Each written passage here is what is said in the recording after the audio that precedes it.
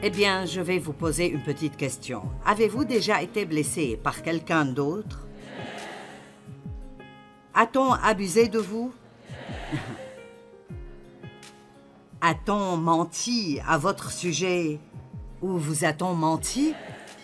Vous a-t-on trompé ou dupé? Avez-vous vraiment fait beaucoup pour quelqu'un et puis quand vous aviez besoin de lui, il n'a plus eu de temps pour vous? Mince, c'est dur, n'est-ce pas? Après tout ce que j'ai fait pour toi. Bon, alors je suppose que si je veux être un très bon chrétien, je dois revenir en arrière et dire « D'accord Dieu, si je m'attends à ce qu'il me rende l'appareil, l'aurais-je vraiment donné quand je les ai aidés? Ou est-ce que j'amassais des points pour qu'ils me doivent quelque chose plus tard? Vous savez, allons au fond ce soir, d'accord? Ne perdons pas de temps à la surface. Parlons de ce que c'est vraiment et finissons-en. Maintenant, je ne peux pas penser à un meilleur exemple dans la Bible que Joseph, et peut-être que... Vous savez que Joseph a pardonné à ses frères, mais son histoire est tellement incroyable. Ses frères étaient jaloux de lui parce qu'il était le bébé de papa, et il avait un manteau spécial avec de jolies couleurs, et il n'aimait pas ça. En plus de cela, il a rêvé qu'il allait être au-dessus de tous et que tous se prosterneraient devant lui.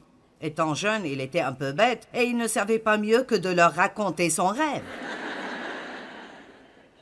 Mais sa plus grande erreur était juste l'immaturité. Ce n'était pas qu'il était méchant. Alors ils l'ont détesté.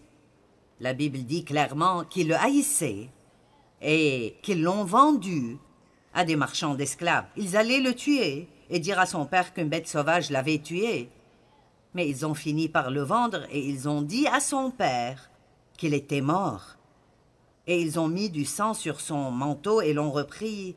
Et les marchands d'esclaves l'ont ensuite vendu à un homme riche nommé Potiphar. Et la femme de Potiphar a désiré Joseph. Et Joseph a maintenu son intégrité envers Dieu, peu importe ce que cela lui coûterait. Je veux répéter ça. Il a maintenu son intégrité envers Dieu, peu importe ce que cela lui coûterait. Peut-être que je dois répéter. Nous avons besoin de personnes qui ont un certain niveau d'intégrité dans leur vie et qui ne vont pas en dessous quoi que ça leur coûte.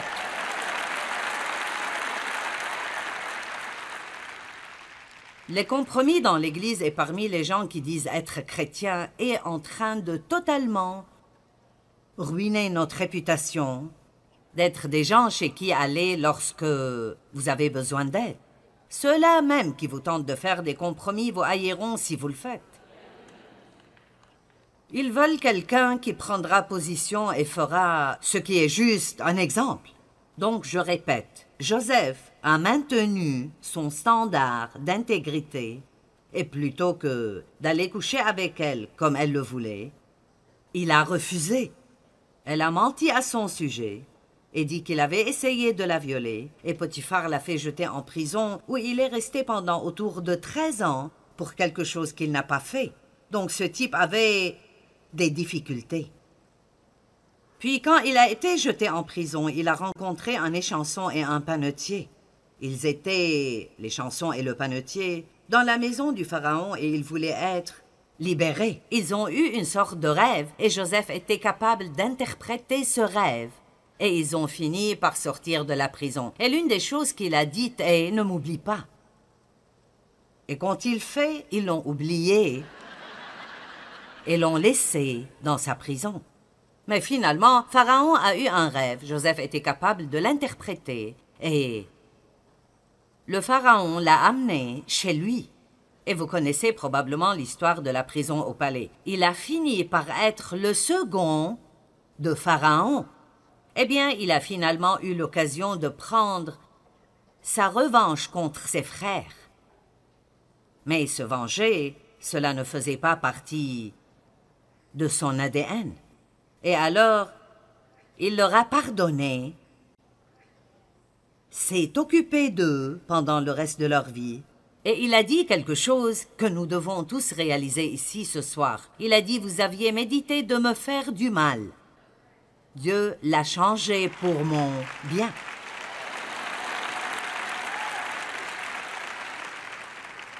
Donc, en d'autres termes, Dieu l'a permis dans le seul but de faire mûrir Joseph. Et le fait est que nous ne grandissons pas dans les bons moments. Nous en jouissons, mais nous grandissons dans nos moments difficiles. Et quiconque ici a traversé quelque chose de difficile et vous en avez fini maintenant, vous regardez en arrière et vous dites « C'est là que je suis devenu un homme ou une femme. C'est là que j'ai grandi en Dieu. » Parce que lorsque vous avez des problèmes, et c'est un test, l'un des messages de demain consistera à laisser votre test devenir votre témoignage. Parce que vous devez vous rappeler que le témoignage commence par l'épreuve, le test. Donc, beaucoup de gens, après avoir passé un test, ne font que se plaindre. Ils ne se rendent jamais au témoignage. Vous savez, nous sommes tellement amoureux de Jésus quand rien ne va mal. Oh, nous sommes tellement amoureux du Seigneur et si heureux de le louer quand nous recevons la promotion, quand nous nous marions, quand nous recevons ce que nous voulions, nous nous marions ou nous en finissons. Mais Dieu nous mettra à l'épreuve avec des moments difficiles. Et regardons les Écritures pour voir si nous allons suivre ses commandements ou non, et si nous l'aimerons autant dans la vallée que nous l'aimons au sommet des montagnes. Et Dieu le fait parce qu'il veut utiliser chacun d'entre nous. Dieu a un plan et un but pour chacun et chacune d'entre vous. Pas une seule personne n'est laissée de côté. Dieu a un plan et a besoin de chacun d'entre vous. Si vous pensez que le monde va être gagné par une poignée de prédicateurs dans leur chair ou par quelques personnes à la télé, vous avez tort, car la plupart des gens qui ont besoin de Jésus ne viennent pas à l'église et ne regardent pas des chaînes chrétiennes, à moins que leur télé soit bloquée dessus et qu'ils ne puissent pas l'enlever. Et j'ai eu un gars qui m'a dit ça, il a dit « Tu m'as absolument effrayé ». Il a dit qu'il était dopé et que c'était au milieu de la nuit. Il a allumé la télé et j'y étais et il ne voulait pas m'écouter. Alors il a essayé de changer de chaîne et elle ne changeait pas. Il a dit le seul bouton de ma télé qui marchait était celui qui haussait le volume. Il est allé chercher de nouvelles batteries. Les amis, c'est toujours la même chose. Impossible de se débarrasser de moi. Dès que mon programme était terminé, la télécommande a recommencé à fonctionner. Il a dit qu'il s'est mis à genoux, a commencé à se repentir et a été sauvé.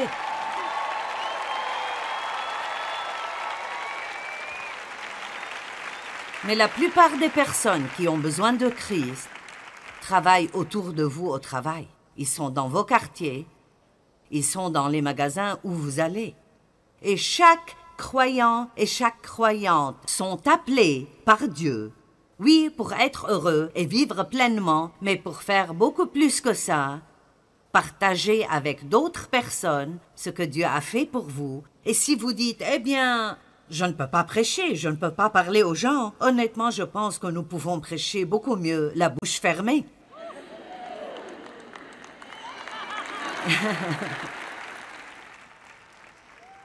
Ce que nous devons faire, c'est sortir et vivre la vie. Nous devons agir comme des chrétiens. Alors que pensez-vous qu'il se passe quand quelqu'un au travail vous maltraite? Vous savez qu'ils vous maltraitent, ils savent qu'ils vous ont maltraité, et tout d'un coup, ils ont un besoin, et vous êtes le premier à intervenir et à dire « j'aimerais t'aider ». Eh bien, vous savez, rien n'embarrasse plus vos ennemis que de les aider quand ils ont des ennuis. Et rien ne rend le diable plus en colère que quand vous aimez vos ennemis, car dès que vous commencez à le faire, il perd le contrôle sur vous. La seule chose qui nous gêne est nos sentiments. Mais je sens. Mais je sens. Mais vous savez quoi? Vous êtes plus qu'un sentiment. Vos sentiments sont quelque chose que vous possédez et vous ne devez pas les laisser vous posséder. Vous pouvez faire la bonne chose sans avoir envie de la faire. Amen. Je vais répéter. Vous pouvez faire la bonne chose sans avoir envie de la faire. Si je fais ce qui est juste seulement quand j'en ai envie, nous aurions tellement de dégâts. Et vous? Donc, Paul a été blessé plusieurs fois, je veux dire. Il y a quelques écritures ici qui sont étonnantes. 2 Timothée 4, 9 à 17, Paul a dit « Viens au plus tôt vers moi, car Démas m'a abandonné par amour pour les plaisirs du siècle présent et il est parti pour Thessalonique. Crescent est allé en Galatie, Tite en Dalmatie. Eh bien, on dirait que tous ces hommes se dispersaient. Cela m'est arrivé lorsque Dieu m'a appelé à commencer à enseigner la Bible. J'étais dans une église à l'époque qui ne préconisait pas les femmes dans le ministère. Je ne savais pas que c'était mauvais parce que Dieu m'a appelé et je voulais faire ce qu'il voulait que je fasse. Mais mes amis se sont dispersés. Ils sont allés dans toutes les directions et tout à coup, j'étais le sujet des commérages de tout le monde. On nous a demandé de quitter notre église. La famille nous a mis à l'écart. Si vous voulez être utilisé par Dieu, vous feriez mieux de vous préparer à payer le prix, parce que cela n'est pas toujours facile. Vous n'applaudissez pas très fort. Maintenant, vous n'êtes pas sûr de vouloir être utilisé par Dieu. Oh mon Dieu, utilise-moi tant que c'est confortable et que je me sens bien. Il a dit, Luc seul est avec moi. Amen, Marc avec toi, car il m'est utile pour le ministère. J'ai envoyé Tychik à Éphèse. Quand tu viendras, apporte le manteau que j'ai laissé à Troas chez Carpus et les livres, surtout les parchemins. Alexandre, le forgeron, m'a fait beaucoup de mal. Et écoutez ça. Mais ce n'est pas mon problème, car le Seigneur lui rendra selon ses œuvres. Maintenant là, quelle liberté! Je veux dire, ce type m'a vraiment maltraité, mais je ne m'en inquiète pas. Je ne vais même pas y penser. Je vais juste prier pour lui, remettre ça à Dieu. Dieu s'occupera de lui. Dieu s'en occupera. Il a dit, garde-toi aussi de lui, car il s'est fortement opposé à nos paroles. Dans ma première défense, personne ne m'a assisté ni m'a soutenu comme défenseur, mais tous m'ont abandonné. Maintenant, écoutez, que cela ne leur soit point imputé. Quel genre de chrétienté est ceci comparé à ce que nous avons aujourd'hui? Je veux dire, je peux prêcher ce message à n'importe quel endroit où je veux aller, n'importe quelle église, quelle que soit sa taille. Et à la fin, je peux demander aux gens de se lever s'ils ont besoin de prière pour pardonner à quelqu'un. Et je n'ai jamais eu moins de 80% des gens qui se lèvent. Jamais en 42 ans de ministère. Je vais vous tester et on verra si vous êtes honnête. Mais vous savez quoi? Cela me fait peur et ça m'inquiète. Parce que Dieu dit que nous ne sommes puissants que lorsque nous sommes unis et que nous ne devons même pas laisser le soleil se coucher sur notre colère parce que cela donne au diable une porte d'entrée dans nos vies. C'est pourquoi j'appelle ce livre « Fais-toi une faveur et pardonne ». Vous pensez que vous faites quelque chose pour vos ennemis, vous ne faites rien pour eux. Ils ne s'en soucient même pas. Mais quand vous leur pardonnez et vous commencez à prier pour eux, alors Dieu peut leur révéler la vérité et ils peuvent venir à un endroit de repentance et peut-être qu'ils pourront être sauvés au lieu d'être perdus, ce qui est notre travail, comme les petits assistants de Dieu. Je reviens au verset 16. Dans ma première défense, personne ne m'a assisté comme défenseur, ni m'a soutenu, mais tous m'ont abandonné. Que cela ne leur soit point imputé, mais le Seigneur m'a assisté. Tout le monde l'a abandonné, mais Dieu ne nous abandonne jamais. Dieu ne nous abandonne jamais. Je ne vais pas rester en colère contre un tas de gens et essayer d'avoir une relation intime avec Dieu et attendre la faveur de Dieu dans ma vie. Ça ne marche pas comme ça. Quand Dieu dit de faire quelque chose, il l'entend. Et tout ce que Dieu nous dit de faire est pour notre bien. Ce n'est pas pour lui, c'est pour nous. Donc si Dieu dit de donner 10% de vos gains, il n'en a pas besoin, c'est pour nous. Il y a un secret ici, pour nous, quelque chose qui va nous aider. Quand il dit « Pardonnez à vos ennemis, peu importe combien ils vous ont maltraités, et priez pour eux, et bénissez-les », il veut que nous fassions cela. Et quand on ne le fait pas, on se fait mal. Et quand nous le faisons, alors nous pouvons voir la faveur de Dieu sur notre vie, et la récompense qu'il apporte l'emportera de loin sur ce que la personne nous a fait.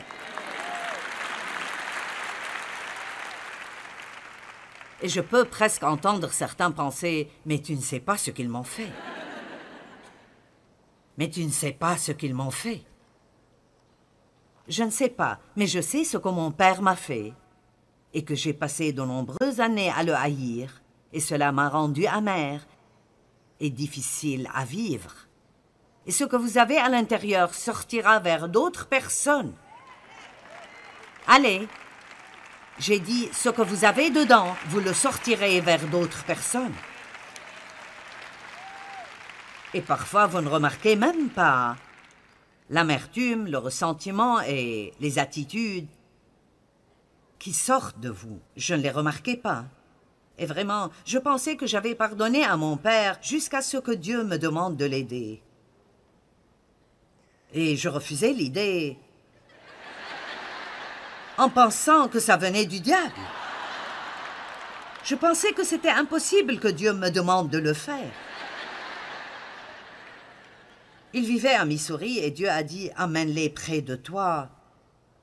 Prends soin d'eux jusqu'à leur mort. » Y avait-il quelque chose en moi qui voulait faire ça? Pas une fibre de mon être ne voulait dépenser de l'argent pour eux, faire quelque chose pour eux, les voir, leur donner quelque chose. Rien.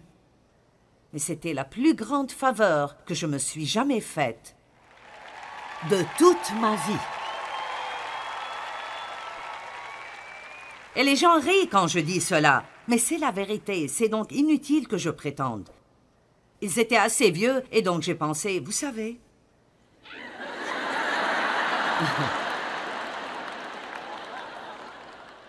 Vous pouvez faire n'importe quoi pendant quelques années. Mais nous avons une certaine longévité dans notre famille. Ma mère avait 90 ans quand elle est décédée. Je me suis aussi occupée de ma tante. Mon père est décédé à 86 ans, mon grand-père l'âge de 102 ans. Je cherchais des statistiques sur le nombre de personnes vivant jusqu'à 100 ans et plus. Seulement 2,02% de la population totale, et la plupart sont des femmes.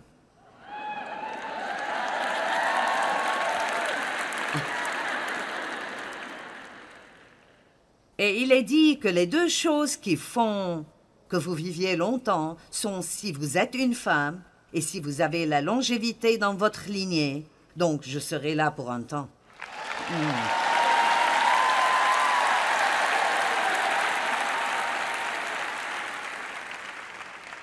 Allez, ce n'est pas la première fois que vous entendez un message sur le fait de pardonner. Vous avez probablement entendu, aussi longtemps que vous avez été à l'église, vous entendez sûrement au moins 1 ou 2 par an. Mais contre qui êtes-vous en colère? Contre qui êtes-vous toujours offensé? Un peu d'amertume. Vous savez que l'amertume est un peu, c'est cette petite chose sournoise. Parce que c'est comme... Eh bien, je lui ai pardonné. Nous pensons que si nous disons officiellement la prière « Je te pardonne », allez, vous savez de quoi je parle.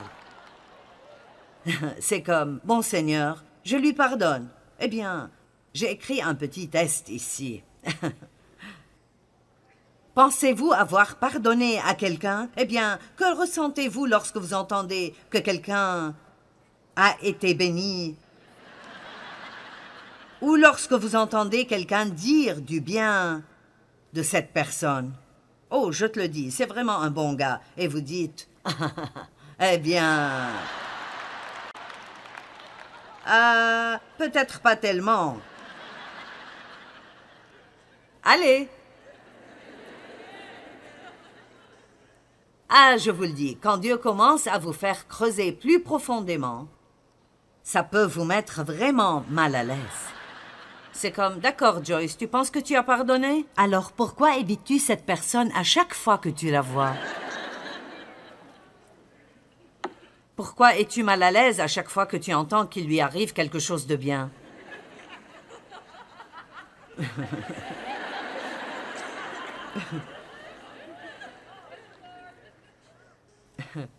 Priez-vous pour qu'il soit béni? Je parlais à quelqu'un l'autre jour. Ils ont dit quelque chose et j'ai su tout de suite qu'ils étaient toujours en colère contre cette personne et ils voulaient que je sois aussi en colère. J'ai dit, je ne vais pas le faire. Ce n'est pas comme ça que je vis ma vie. Je ne fais pas ça. Et alors j'ai essayé pendant une demi-heure de le convaincre qu'il ne le devrait pas non plus. Et le fait était que la personne à qui je parlais, elle ne s'était même pas rendu compte qu'elle avait toujours un manque de pardon dans le cœur. Mais vous voyez, cette amertume, je veux dire littéralement, si vous mettez quelque chose d'amer dans votre bouche, vous ferez... Si vous y réfléchissez, quand vous avez de l'amertume envers quelqu'un et vous entendez quelque chose de bon à son sujet, vous faites la même face que ça. C'est un peu comme... Allez, vous vous lécherez même les lèvres un peu comme... Je parie que vous pouvez tous le faire. Mais je t'aime avec l'amour du Seigneur. Oh, je ne peux pas supporter ça.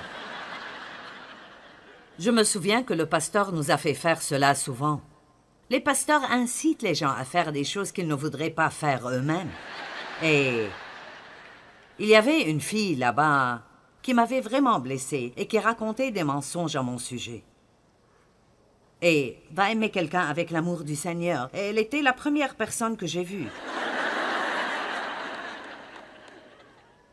Et c'était comme si le Saint-Esprit me disait « Finis-en ». Vous savez, la seule façon de démolir ces forteresses est de faire ce qui est difficile à faire. Allez, juste une écriture. Si nous ne pardonnons pas à nos ennemis, Dieu ne nous pardonnera pas.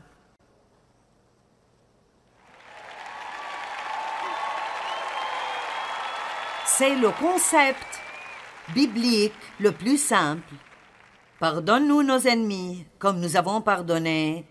Pardonne-nous nos péchés comme nous avons pardonné à ceux qui nous ont offensés. Dans Matthieu 6, il dit que si vous ne pardonnez pas, votre Père au ciel ne vous pardonnera pas non plus. Eh bien, si Dieu ne vous pardonne pas, ça coupe notre relation et ça gâche tout dans notre vie. Et je vous dis la vérité, j'ai vécu pendant beaucoup d'années et j'ai passé beaucoup de temps en colère contre quelque chose. Vous pouvez être fâché tout le temps à propos de quelque chose si vous ne faites pas attention, mais ne perdez plus votre temps. J'aimerais que, après cette conférence, vous disiez « J'ai compris, c'est cela ».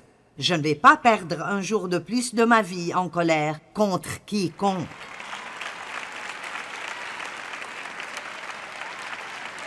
Amen. Qui avait besoin d'être ici ce soir?